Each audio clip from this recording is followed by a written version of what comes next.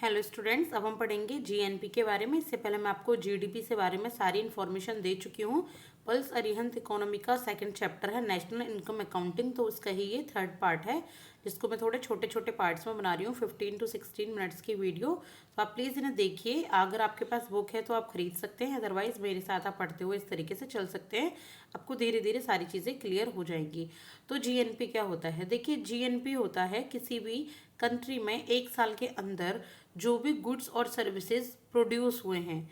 इसमें ये मैटर नहीं होता कि जो प्रोडक्शन है वो डोमेस्टिकली प्रोडक्शन हुआ है या कहीं बाहर प्रोडक्शन हुआ है, लेकिन होना चाहिए वो आपके कंट्री के लिए। यानी कि अगर बाहर आपकी कोई भी कंपनी है, अगर वो एब्रॉड में जाकर प्रोडक्शन कर रही है, लेकिन उसकी सारी इनकम आपको विद इन योर नेशन हो रही है, यानी कि आपकी कंट्री में उसकी इनकम आ रही है, तो वो आपका जीएनपी होता है। यानी कि ग्रॉस नेशनल प्रोडक्ट्स, वो आपके नेशनल प्रोडक्ट्स ही होते हैं।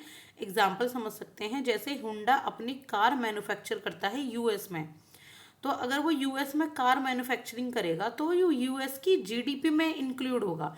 जीडीपी मतलब समझते हैं ना, कि कोई भी मार्केटेबल जो गुड्स होते हैं जो किसी भी कंट्री के अंदर प्रोड्यूस किए जाते हैं, उनका जो फाइनल वैल्यू होती है। देखो, बहुत माइनर सा अंतर होता है, लेकिन थोड़ा कंफ्यूजिंग है स्टूडेंट्स के लिए, लेकिन आप इस एग्जाम्पल से समझ सकते हैं इजीली कि अगर कोई भी मैन्युफैक्चरिंग हो रही है, जैसे इंडिया में कोई मैन्युफैक्चरिंग हो रही है मान लो किसी भी कंपनी की, तो वो आपकी जीडीपी में इंक्लूड होगी। लेकिन अगर वो जो मैन्युफैक्चरिंग हो रही है किसी और देश के लिए, किसी और देश की तरफ से, तो वो उसकी जीएनपी में इंक्लूड होगी।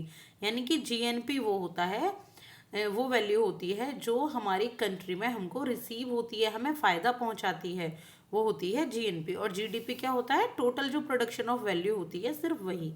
तो जैसे होंडा यूएस में अपनी कार मैन्युफैक्चर करता है, तो यूएस की जीडीपी में काउंट होती है, जापान की जीडीपी में नहीं काउंट होती।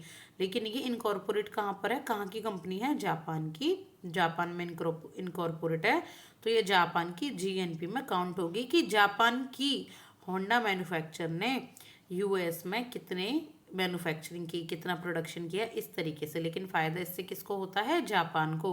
और ये जापान की जीडीपी में काउंट नहीं होगी, क्योंकि जापान की टेरिटरी के अंदर नहीं प्रोडक्शन हो रहा, इसका प्रोडक्शन हो रहा है बाहर, लेकिन फ़ायदा पहुंच रहा है इसको, तो इसलिए इसको ये जीएनपी में काउंट होगी, किसकी? जापान की में।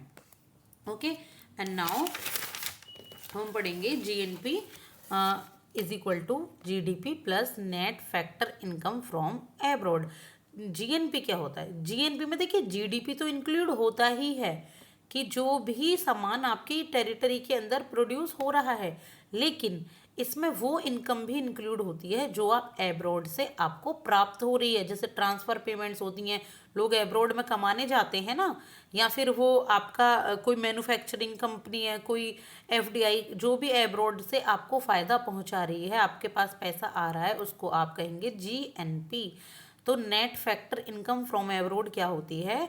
ये डिफरेंस होता है किसके बीच में? Factor income received from abroad by normal resident of India, कि जो इंडिया का रेजिडेंट है, तो वह एब्रोड से जो उनको इनकम रिसीव हो रही है, एक तो उसके बीच में, और एक जो आप पे कर रहे हैं फॉरेन रेजिडेंट्स को, कि वो अपनी इनकम को फॉरेन में पहुंचा रहा है, तो इनके बीच का डिफरेंस होता है ये एनएफआई, ये net factor income from abroad.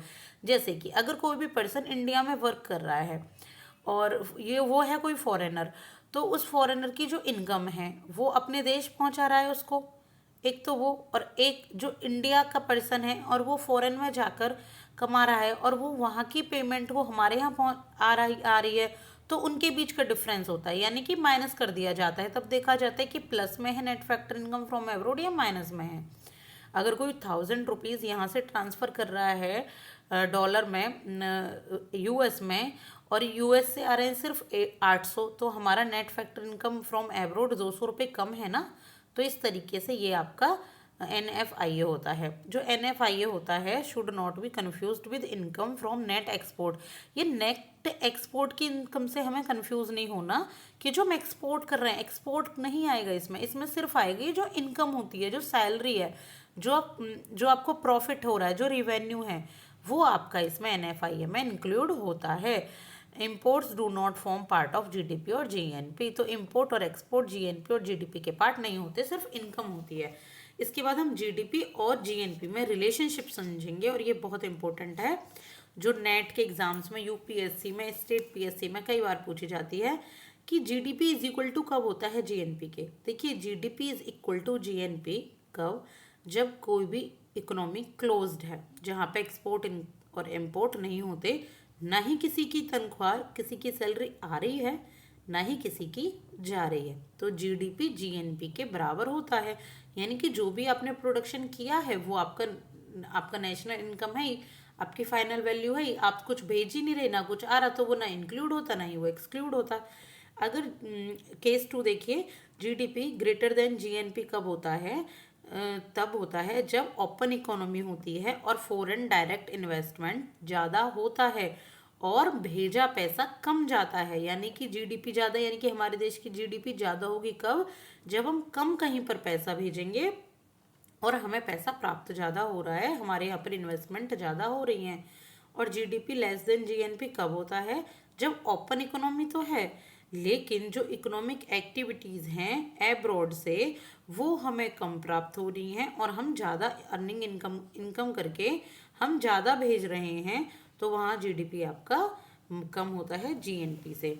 तो market price versus factor cost हम समझेंगे क्या होती है। देखिए फैक्टर कॉस्ट वो एक्चुअल कॉस्ट होती है जब हम किसी भी सामान का प्रोडक्शन करते हैं ना, तो जो प्रोडक्शन में जो भी आपकी कॉस्ट लगती है फैक्टर ऑफ प्रोडक्शन में, जैसे लैंड लेबर कैपिटल एंटरप्रेन्योर, जो आपके फैक्टर ऑफ प्रोडक्शन है उसमें जो भी आपकी कॉस्ट आएगी वो आपकी फैक्टर कॉस्ट होती है। और इसमें आपकी गवर्नमेंट ग्रांट्स और सब्सिडीज भी इंक्लूड होती हैं, लेकिन इसमें इनडायरेक्ट टैक्स इंक्लूड नहीं होता। और इनको हम फैक्टर गेट कॉस्ट भी कहते हैं। क्यों? क्योंकि मान लीजिए किसी भी फैक्ट्री में प्रोडक्शन हो रहा है, तो जो फैक्ट्री के अंदर अंदर जो वर्क चल रहा है ना, जो प्रोसेस हो रहा है, जो प्रोडक्शन में जो कीमत लग रही है, यानी कि फैक्ट्री के गेट के अंदर, तो इसलिए हम इसको फैक्ट्री गेट कॉस्ट कहते हैं। बाहर आने वाली कीमत नहीं लगती, वो मार्केट कॉस्ट होती है, market price. Factor cost with in a factory, जो भी प्रोडक्शन में प्रोसेस करते वक्त जो भी कॉस्ट आ रही है उसको हम फैक्टर कॉस्ट कहते हैं। और मार्केट प्राइस क्या होते हैं? मार्केट प्राइस वो प्राइस होती हैं जहाँ पे जितनी भी वैल्यू ऐड जैसे कर दी जाती है, मान लीजिए पैकिंग की, डिस्ट्रीब्यूशन की, लॉजिस्टिक की, ट्रांसपोर्टेशन की, इनडायरेक्ट टैक्सेस, तो ये सभी चीज़ें जब भी आपकी मार्केट प्राइस में इंक्लूड, किसी भी सामान की वैल्यू में इंक्लूड की जाती हैं, तो उनको हम मार्केट प्राइस कहते हैं। जैसे एक पेन है, एक पेन का जो प्रोडक्शन हो रहा है किसी भी फैक्ट्री के अंदर, जो भी उसमें लैंड लेबर कैपिटल एंटरप्रेन्योरशिप लग रही है, उसको हम फैक्टर कॉस्ट कहेंगे। लेकिन जब वो बाजार में उतरा तो कुछ ना कुछ चीज़ें उसमें जुड़ेंगी ना, जैसे टैक्सेस जुड़ेंगे, या फिर उसमें ट्रांसपोर्टेशन कॉस्ट जुड़ेगी, डिस्ट्रीब्यूशन कॉस्ट जुड़ेगी, तो उसको हम कहते हैं मार्केट प्राइस।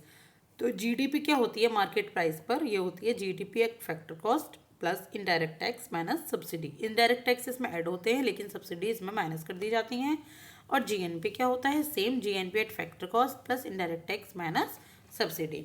अदर इंडिकेटर्स देखिए, नेट नेशनल प्रोडक्ट। देखिए मैं चाहूँ तो इनको डिटेल में पढ़ा सकती हूँ, जैसे GDP at market price, but उसके लिए पूरा आप ये कहेंगे पूरा 1 घंटा 2 घंटे भी कम है। इनमें बहुत सारी चीज़ें हैं जो अंदर आपको समझाने वाली हैं, लेकिन मैं आपको सिर्फ रिवीजन पर्पज से समझा रही हूँ और कॉन्सेप्ट क्लियरिंग के हिसाब से। तो इसलिए मैं आपको ज़्यादा डिटेल में और ज़्यादा एग्जांपल नहीं दे पा रही हूँ, जितने हैं सिर्फ आपको समझाने के हिसाब से बोल रही हूँ। तो अदर इंडिकेटर्स देखेंगे अब हम, ये होते हैं net national product NNP is equal to GNP minus depreciation. चलिए मैं अंदर इंडिकेटर आपको नेक्स्ट वीडियो में पढ़ाती हूँ, क्योंकि अभी ये काफ़ी लंबे हो जाएंगे, क्योंकि अदर इंडिकेटर्स भी बहुत सारे हैं। तो मैं इसके लिए नेक्स्ट वीडियो करती हूँ अभी अपलोड। आप प्लीज़ इसको देखिए, लाइक कीजिए, सब्सक्राइब कीजिए। Thank you so much.